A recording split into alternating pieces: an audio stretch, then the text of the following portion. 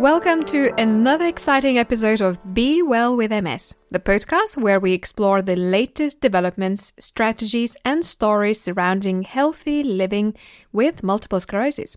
I'm your host, Dr. Agne Straukiene, and I'm thrilled to be your guide on this journey to well-being. In today's episode, we are diving into the highlights of the European Committee for Treatment and Research in Multiple Sclerosis 2023 conference. ECTRIMS is a beacon of knowledge, bringing together experts, researchers, and advocates from around the world to share groundbreaking insights on MS management and healthy living strategies. We will be unpacking the key takeaways, innovative treatments, and lifestyle tips that emerged from this year's event. Whether you're living with MS, caring for somebody with this condition, or simply interested in the latest advancements in the field, this episode is for you. But before we delve into the ECTRIMS 2023 highlights, a quick reminder to subscribe to Be Well with MS on your favorite podcast platform.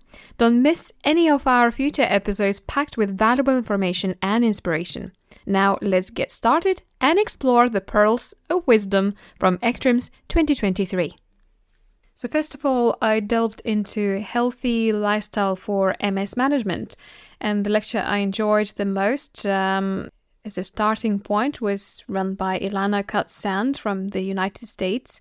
She's a researcher who is well equipped with the knowledge about the impact of vitamin D3 and the diet. And as part of her research group, she has investigated the impact of the Mediterranean diet on the brain health living with MS. So, starting with immunomodulatory effect of vitamin D in MS, think your immune system as a car engine. Sometimes the engine runs too fast and other times it's too slow.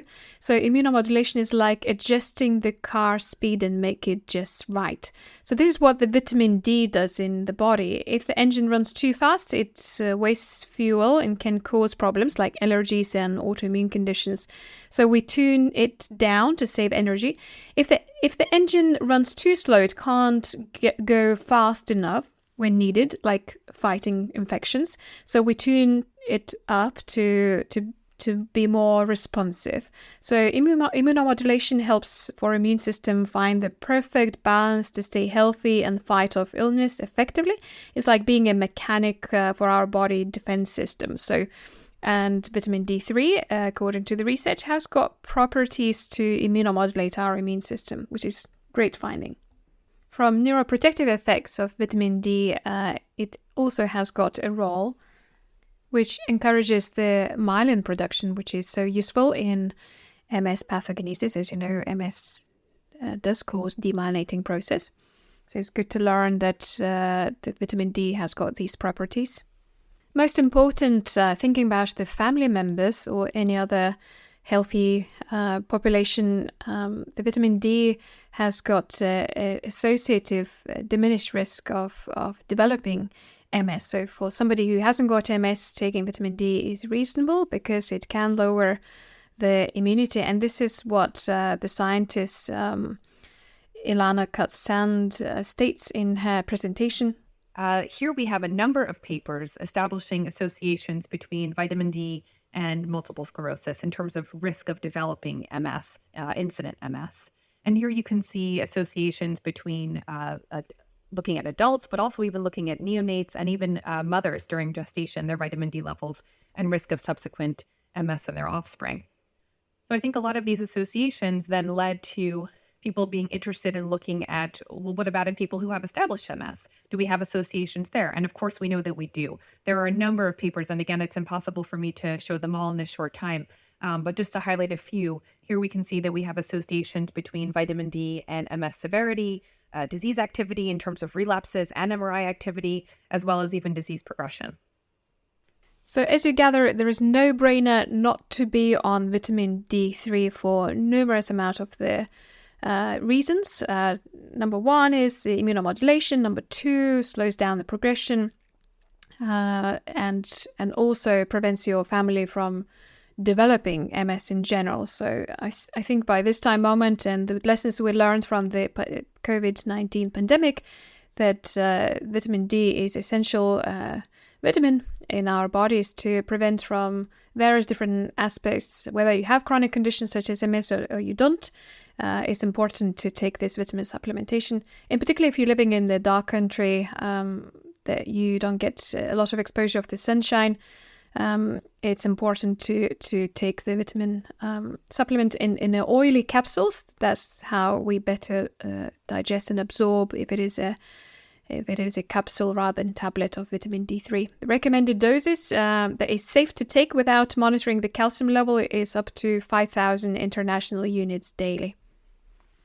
However, as always in the research, there are some gaps, and we have to take into account that randomized trials of daily taking high dose of vitamin D3 in multiple sclerosis, relapse remitting, whether people are on subcutaneous interferons or just taking the high dose of vitamin D3 fails to reach the primary point, which is a reduction in annual relapse number and T2 new lesions on the brain scan. So these randomized clinical trials leaves us hanging that it's not enough evidence to suggest that vitamin D3 high dose could reduce the relapses in multiple sclerosis. However, we need to see where the future research takes us to prove the other aspects of vitamin D3 on the immunity that might be preventative from having active disease. On its own, vitamin D3 cannot replace disease-modifying therapies and would not be strong enough to modify the active disease trajectory. Now let's move on to diet and explore what the potential mechanism for dietary effects are on MS. So thinking broadly about potential mechanisms for how diet may play a role in MS, I think we can divide this into indirect effects that are mediated by comorbidities. We know that cardiometabolic disorders, such as obesity, having an adverse cholesterol profile, diabetes, hypertension, are all associated with a worse prognosis for people living with MS. And of course, diet influences these comorbidities. And so that's kind of one bucket. But the part that we're going to focus on, and that I think is even perhaps more interesting, is the effects that are really directly related to diet itself, and that we think are mediated by direct effects of dietary metabolites, as well as effects that are mediated by the gut microbiota. We know that diet has a heavy influence on microbial composition, as well as the metabolites that are produced by gut microbiota. So as you gather here, the diet is super important to avoid any presence of the comorbidities, cardiovascular diseases such as diabetes, high blood pressure, high cholesterol, some other metabolic diseases and hormone disarrangements such as polycystic ovary syndrome, thyroid problems. They all negatively have an impact on MS outcomes, in particular vascular diseases. And as you can see, having a well-designed diet plan can stimulate the good bacteria and make sure that your microbiome, your good bacteria, lives in your guts and nourishes your body, and in particular your immune system quite significantly. So these are focuses, and let's dive into which diet is the most appropriate living with multiple sclerosis. And when we talk about the diet, there are key questions that we always need to ask, and this is Ilana who proposed them. What evidence do we have that diet can help manage symptoms in MS? What evidence do we have that diet can act as a disease modifier in multiple sclerosis? Do individual dietary components matter? And does the overall pattern and our behavior towards food matter too? So let's see what the research evidence do we have to answer these questions. Now, talking about the dietary components in multiple sclerosis, whether grains, gluten, dairy, meat, salt, or fruits and vegetables are better than for the better MS outcomes. All the studies that are available in the world are more observational. It's difficult to design one of the clinical trials that we would be looking at removing grains or gluten or dairy out of the diet. Simply, it's not possible. Then, there are questions like, if you are removing the dairy or grains or meat, what are you going to replace? So practically, and from the research design perspective, it's not possible to run this research, and we probably won't have any robust evidence whether dairy, meat, salt, grains, gluten causes more disease activity or less disease activity. We simply don't have answers, and it's not possible, and probably not soon will be available this type of data to make a decision. So when you choose the dairy and what products to use, I think at this time moment where we stand, we need to listen to our guts. We need to listen to our body requirements.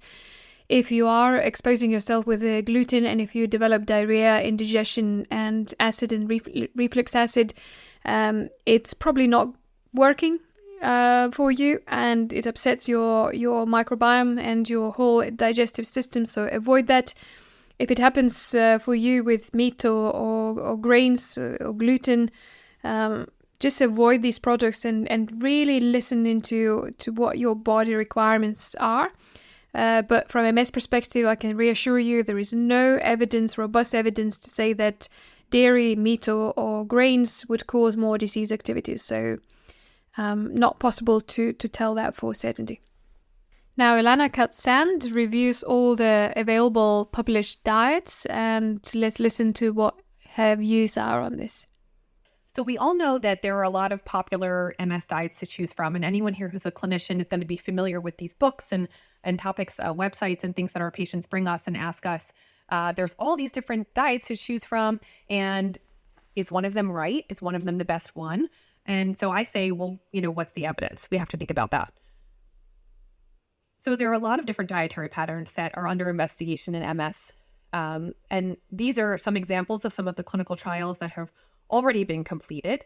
Work done by a lot of my wonderful colleagues looking at, so Roy Swank was a pioneer in his time. We mentioned him briefly, and his clinical trial is the only one here that really was actually attempting to, other than Dr. Yadav's, that was really looking at diet as a disease modifier. All the rest of these trials are kind of small pilot type designs that really are looking at symptoms and symptom management. And why is that? Well, that's the way we have to get started, right? You can't start out with a clinical trial looking at diet as a disease modifier without any preliminary data to support feasibility and all of these things.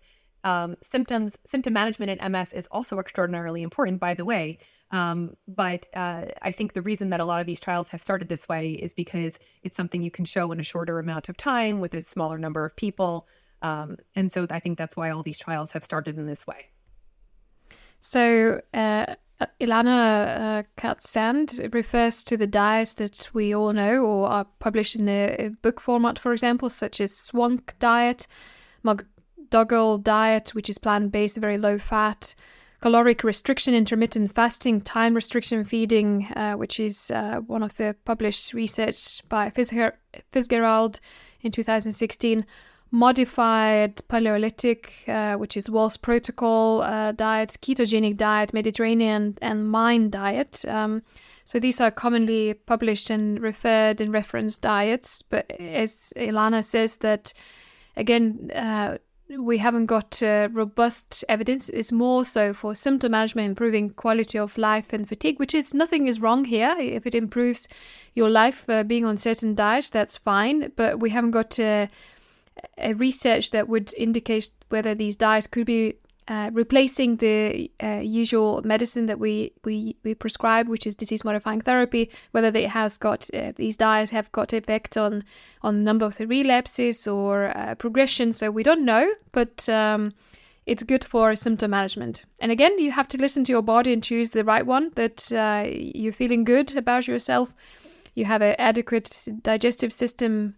If you are sticking to any certain well-known published diets, if it helps for your symptoms, why not? I don't see any problem being on the Swank diet or following the Wall's protocol or having intermittent fasting or ketogenic diet. If it improves your symptoms, why not? It's really good.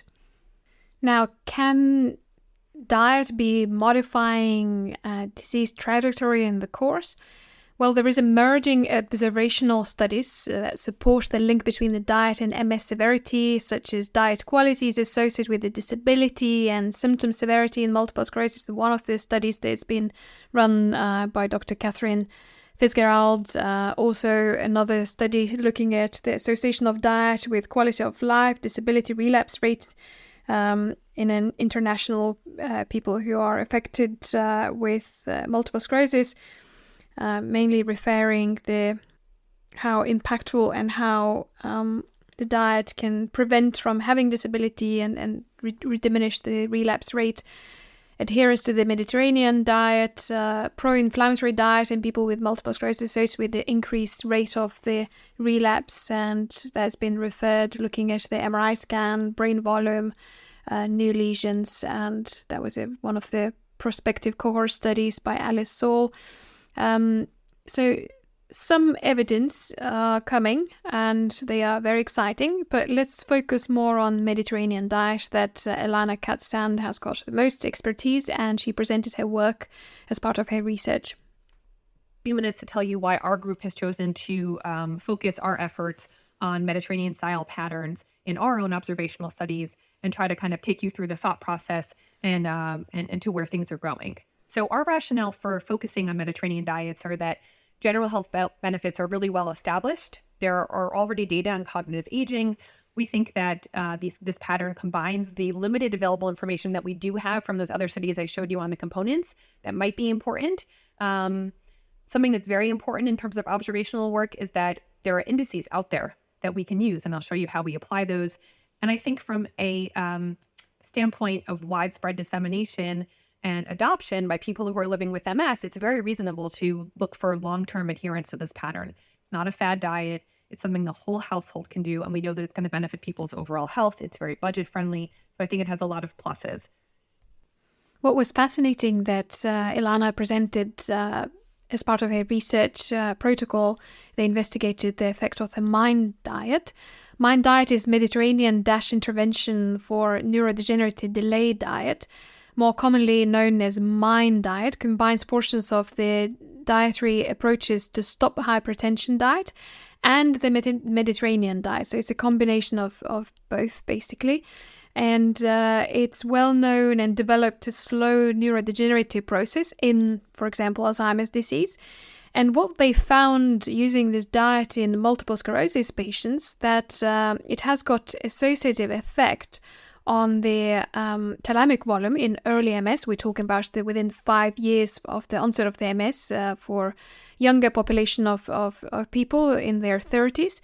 So thalamic volume is part of the brain that is inside very deep structures, the nucleus inside the brain that is responsible for our memories and also movement and emotions. So it's a very important part of the brain, and we know that this part of the brain quite early can be affected by multiple sclerosis disease. So the MIND diet has got a positive effect in preserving the volume of the thalamus, which is fascinating finding as part of this Ilana Katz Sand's research group. Also, Ilana and her research group looked at the function and disability prevention using the MIND diet, and they see some correlation that Mediterranean diet could have an impact on the patient's function, so mobility, motor function, motor skills, which is again something that would suggest that MIND diet could be powerful and effective in improving patients with MS mobility and improving the function day-to-day living. Also, Ilana strikes the importance that MIND diet can also have an impact on their cognition, which is, again, something that correlates with the thalamus and with the thalamus is one of the brain structures that is responsible of the memory and cognition. So I think it's all coming from the same perspective and angle that overall MIND diet can help and prevent from having accumulation of the disability and improves the function. But it's the matter now whether people are prepared to stick to the diet and have a good compliance and adherence to the diet. And if we look how the diet affects the biomarkers, the one that is commonly used in multiple sclerosis is neurofilament level. It's an axon destruction product. Usually people with highly active disease, they have high raised neurofilament level, which at my service, I do check that at the very beginning. When we are just about to diagnose people with MS, we check this level as a biomarker. And it's interesting to know and learn from the presentation by Ilana Katz Sand that she looked at other research, and it was found that ketogenic diet or Mediterranean diet, even if it is just exposure and people stick to for 6 months, they have reduced neurofilament level in their serum, which is an amazing factor to indicate that ketogenic diet or Mediterranean diet may have a very positive effect on reducing the disease activity, which is fascinating for me. So in summary, as you can see, we haven't got a robust research. However, there are some research ongoing looking at the longitudinal observational studies, interventional clinical trials, and it's super important of the implementation science. That means that how people are going to adhere to the trials that researchers are going to conduct. More robust, more randomized control trials are important to draw the conclusions in terms of the efficacy of the diet in multiple sclerosis. In terms of the practical recommendations, there is the NMSS Wellness Research Working Group back in the USA and under National MS Society, living well with MS diet and exercise, healthy behaviors, diet, nutrition. The general recommendations following this research working group would be prepare meals at home as much as possible, avoid processed, ultra-processed foods, which, the more colorful labels with more than 5 ingredients written on the package you've got, that means that it's a processed food or ultra-processed food. Incorporate colorful fresh fruits and vegetables daily. Your plate should be very colorful for day-to-day living. If you choose to eat grains, choose the whole grains over refined grains, so brown bread, brown pasta, and avoid and limit processed foods, as I mentioned, and added sugar and salt as much as possible too. And as you gather from today's presentation, the ketogenic diet, Mediterranean diet, and MIND diet have got the most promising outcomes in managing the activity, improving the symptoms of MS, and overall giving you more wellness living with this chronic condition such as multiple sclerosis. Now let's move on, talk about the physical activity. And I tuned in and listened to Professor Ulrik Dalgas, Exercise Biology Department of Public Health at Aarhus University in Denmark. He presented the physical activity in MS and the impact of the physical activity on MS management. So the key findings I figured out from his presentation are: a disease like multiple sclerosis, you actually lower your physical activity level even further. And that, of course, gives us quite some issues to deal with here. This paper was published almost 20 years ago by Rob Model and his team, and it clearly showed that people with MS had a lower physical activity level. Despite this knowledge, this recent paper from the same group actually shows that we still have this issue to deal with. People with multiple sclerosis are still moving way less than healthy people do. Casey and colleagues tried to quantify this even further, and as you can see here, the steps per day was approximately 40% lower in people with MS as compared to health controls, and also the moderate to vigorous physical activity over one full day was about 1/3 lower in multiple sclerosis patients. So what does that mean? Well, it's difficult to know. Our general lifestyle is completely different. We use cars to commute to places, we walk less, we use the lifts and escalators, and we don't do stairs maybe throughout the day. So our general lifestyle as a human beings have been impacted by the environment in general. And then living with MS, with a disability, obviously there is a function limitation and diminished ability to do things for yourself. So, and that's a reflection of the studies that we see. However, moving forward, we need to obviously improve this because we know that disease progression causes a lot of deconditioning physical inactivity, and physical inactivity worsens the symptoms, and the worsened symptoms increases the progression of the disease. So it's a vicious cycle, or catch-22, that we need to tackle and address that for day-to-day living with MS. I think first of all we need to agree on definitions.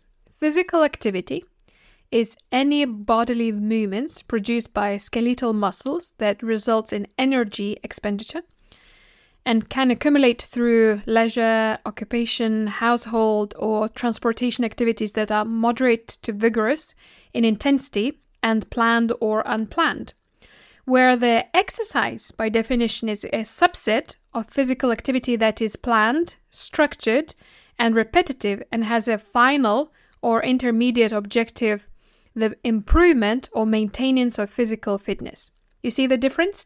So it's physical activities day-to-day, what we do, washing maybe dishes, doing laundries, cooking, walking, commuting to work. So these are physical activities, but it's not that dedicated and structured and planned as the exercise program.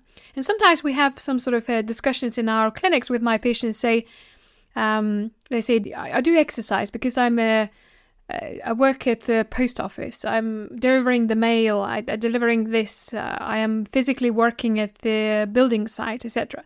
But these are sort of our day-to-day movements that our body very much get used to, where the exercise program is tackling certain parts of your body. And the aim of this structured and planned exercise program is to improve or maintain the physical fitness. So I think if we combine the physical activity with day-to-day what we do for a living with a plan structured, there is a chance that your function will improve. What is interesting, I found the effectiveness of interventions targeting physical activity and sedentary behavior in people with MS, and what the systemic review tell us, according to Ulrik Dalgas, he presents that some years ago, we reviewed the existing literature that tried to increase the level of physical activity in people with MS. One interesting thing that we found was that people reported on their own in questionnaires that their physical activity levels went up. But when we also tried to look at the studies that had objectively quantified the activity level in the same patients, we saw no change. So there seems to be a discrepancy between what people perceive and what they actually may be doing. If we look at the impact of exercise on MS symptoms, so aerobic capacity increases, so that means you have more fitness, better stamina to do the exercise. If you're continuously exercising, your muscle strength improves, your balance, cognition, walking capacity improves, your pain, you have less fatigue, and also it improves your mood and emotional well-being, such as diminishes the symptoms of depression. And this is a robust review from the systemic reviews and meta-analysis study, which is nothing better than that, to confirm the positive effect on MS if you do exercise. And overall, it improves the quality of life if people stick to the program of their exercises. So it's fair to say that exercise is a very efficient symptomatic treatment that we should really be looking further into ahead from here. Some of us have also started to consider whether exercise may also modify the disease course. And it could be that exercise could actually provide a better long-term disease course compared to what we do see now. We do have some evidence, preliminary evidence, that supports this, but we still need to have those long-term studies, large scale, that are confirming that this is how it looks. But at this point, this is how we hope, and at least some of us, we do see some indications that this is how it could work. So overall, what Ulrik Dalgas is trying to say is that the exercise program could have a positive impact on the trajectory of the disease. That means it diminishes the number of the relapses, diminishes the possibility of the disability, and that's our future niche of the investigation and research, to find those outcomes and how impactful they are on disease ongoing activity. So some promising results suggest that is really beneficial, but more robust studies are required to confirm this hypothesis. What I learned from Ulrik Dalgas that there is no dedicated exercise program that would be superior against another. So we don't know whether running, dancing, playing golf, playing rugby or any other sports are better than the other activities. What is the very trendy and innovative way of looking at the exercise programs, that it could be combined with a cognitive rehabilitation and aerobic exercise for cognitive improvement in people with progressive multiple sclerosis. There is an undergoing multi-arm randomized blinded control trial looking into the effect if you combine two together. The combined exercises most likely will improve the neuroplasticity, the new network, and as a consequence, function of people will improve if you combine two together, cognitive exercise plus aerobic exercise. Overall, what I learned is the physical activity level of person with MS is still markedly lower in the general population. And also adhering to the physical activities recommendation is important, and it needs to be done at the very early stage of the disease. Exercises in MS are safe and beneficial for symptomatic treatment in multiple sclerosis. There are numerous challenges still ahead to conduct the research and good design of the studies to define how does that affect the course and the trajectory of the disease in terms of the number of the relapses or progression.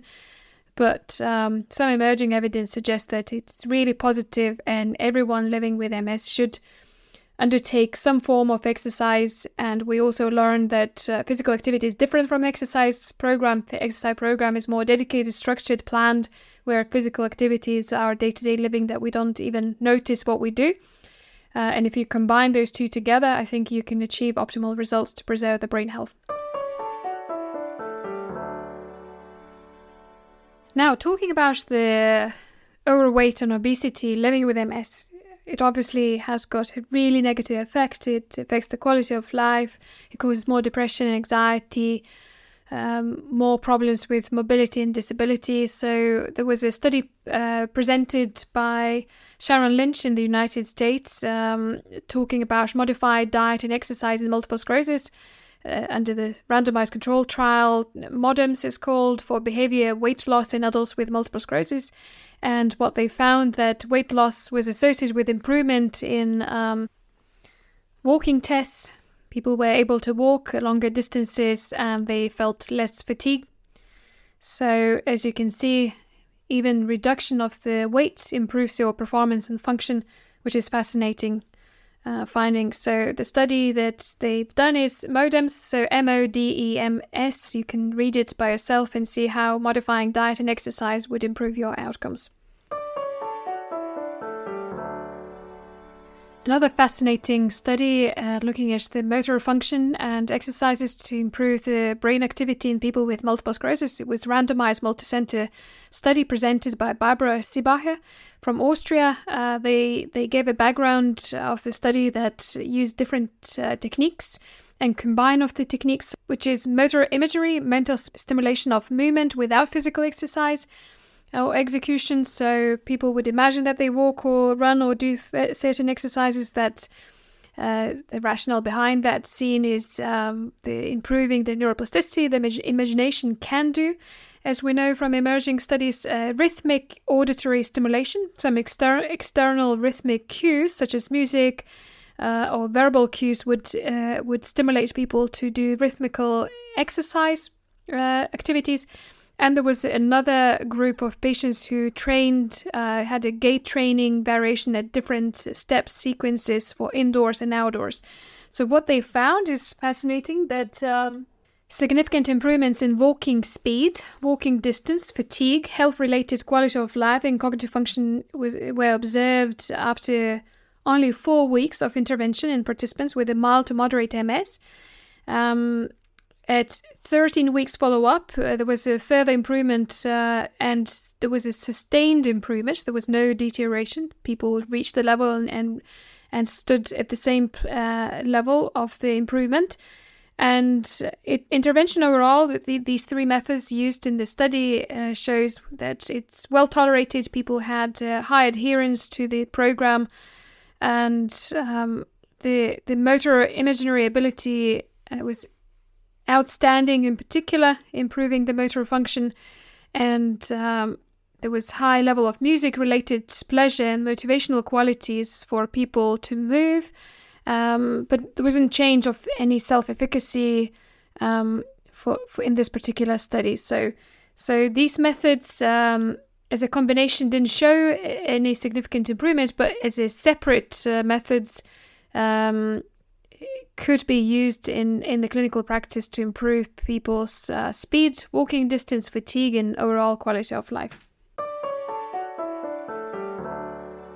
And finally, looking after people who are more disabled, there was fascinating results of multi-arm, randomized, blinded, sham-controlled trial of cognitive rehabilitation and aerobic exercise. The trial's name is COGEX, COGEX, for cognitive impairment in people with progressive multiple sclerosis. And the findings are fascinating, and I would like Anthony Feinstein to summarize these findings. But overall, the message I gather from this clinical trial is that if your function and mobility improves, your processing speed improves too.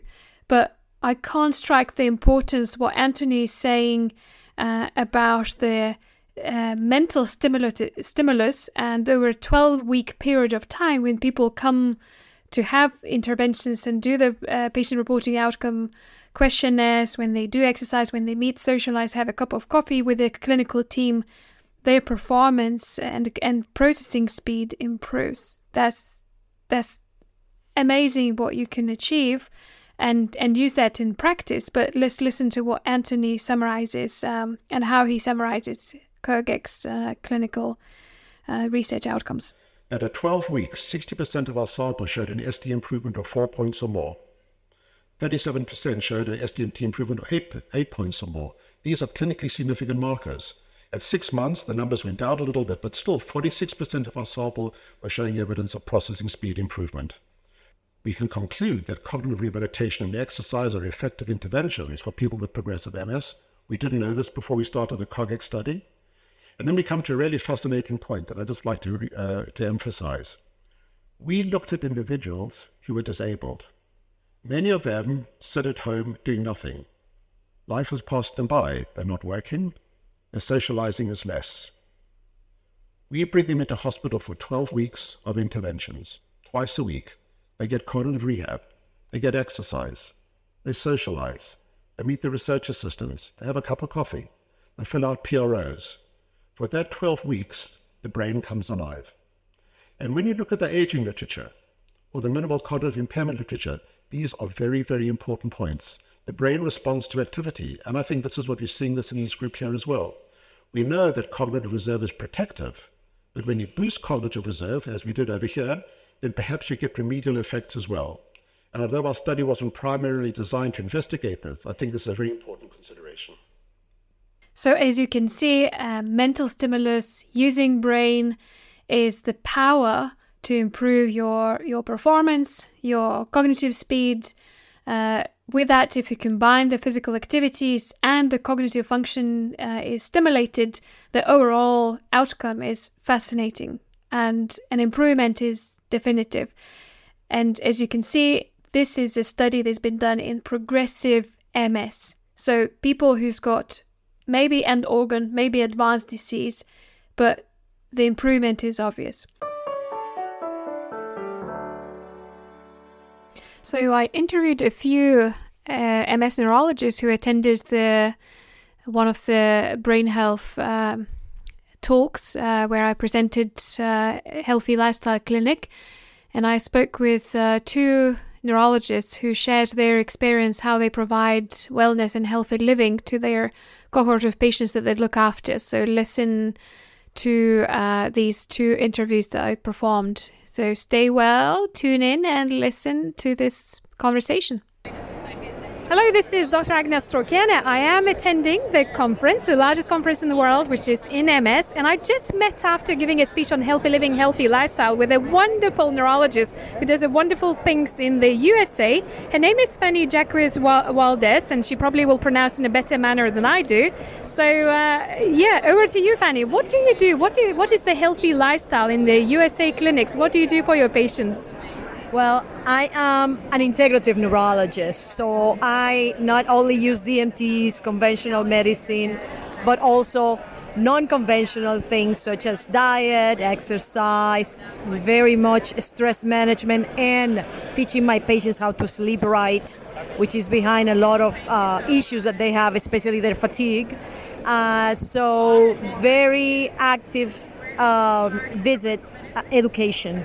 Basically, trying to address all those issues, giving them not everything comes with the pill, but everything comes with some work, some homework. So we have a 101 MS clinic type of application in the clinic, and then if they come with issues with bladder, then I have a bladder protocol. If they have constipation protocol. So we address the things not necessarily just with the medication. So every particular aspect, and I have a questionnaire where I make them feel at every visit regarding their sleep quality, if they wake up multiple times, if they sleep with a pet, then their level of stress, if they have been diagnosed with a sleep apnea or not, if they snore, so that I can address that if it has not been addressed, their level of energy, their type of lifestyle as far as food goes, if they have any issues with weight gain, any falls, any essentially type of pain, things that we can address, again, not just with the pills, but making them a participant actively to learn how to handle their own complaints. Wonderful. Such a holistic way of approaching individual person. I've never heard this before, and I'm so inspired by this doctor coming from the USA. Fanny is amazing. Just keep going with this. I'm so proud of you. Keep updating me. We probably will meet at other conferences. Yes, I will. You can listen to the Be Well with MS and share that with your patients. Share it with my patients. Wonderful. Thank you so much. Okay, take care. Bye. So I just met with another neurologist who is Sarwar Al-Bajalan from Iraq, and he's sharing his own experience that he just attended Healthy Lifestyle clinic model presentation, and he's thinking perhaps maybe implementation of this clinic in Iraq. So I just would like to learn his view. What does he think is important, and how could he achieve this in Iraq? Thank you very much. It was really an interesting lecture, a new field of work on MS patient. I was happy with it. I, of course, hear that there is some sort of help that a part of the medication for the patient, but I never hear such an organized work that it's a special clinic and the patient visit a neurologist or physician who deal in this aspect. It is very nice. I think our patient in Iraq in high need for such a clinic or extension of a variant of thinking that's practical with our patients. We have really enough time to sit with each patient, explain. We have staff that we can train them, and we have other junior doctors that may be trained to work in this field. And not all the parts, maybe half of their part, because we have maybe limited number for a doctor to have a clinic on this. I am head of MS clinic of Suleiman in the north of Iraq. We have more than 500 patients now, and all over Iraq we may have more than 5,000 patients. So this aspect in Iraq is very necessary. We have Al Hayat organization. They distribute some brochures, do some event with the patient, maybe one per year, it is not enough to highlight problem of the patient and discuss each by each the problems and manage them. We have some WhatsApp or and Viber groups, the patient that share their information. This is good for them.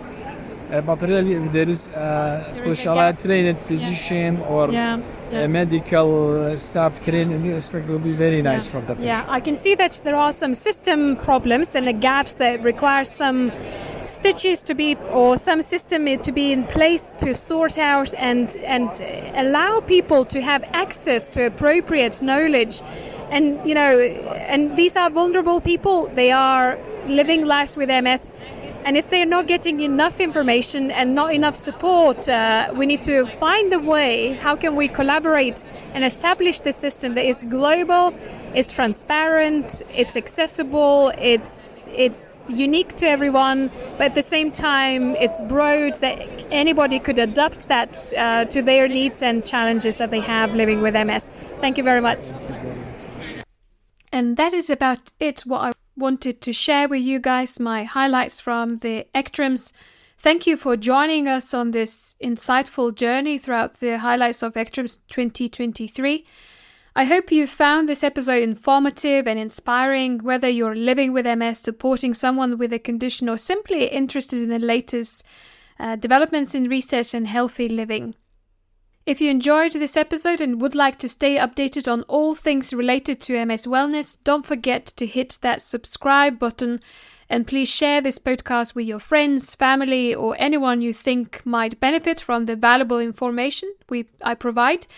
Best of all, subscribing and supporting this podcast is entirely free. It doesn't cost a thing, but it helps us enormously in producing future episodes. Your support ensures that we can continue to bring you to the latest insights, expert interviews, and stories that matter to the MS community. As always, if you have any questions, topic suggestions, or would like to share your own MS story, feel free to reach out to me on my website or social media channels. I would love to hear from you, from my listeners, and until next time, stay well, stay informed, and keep striving for a life filled with health and happiness. Take care. I'll catch you in the next episode of Be Well with MS. Bye for now.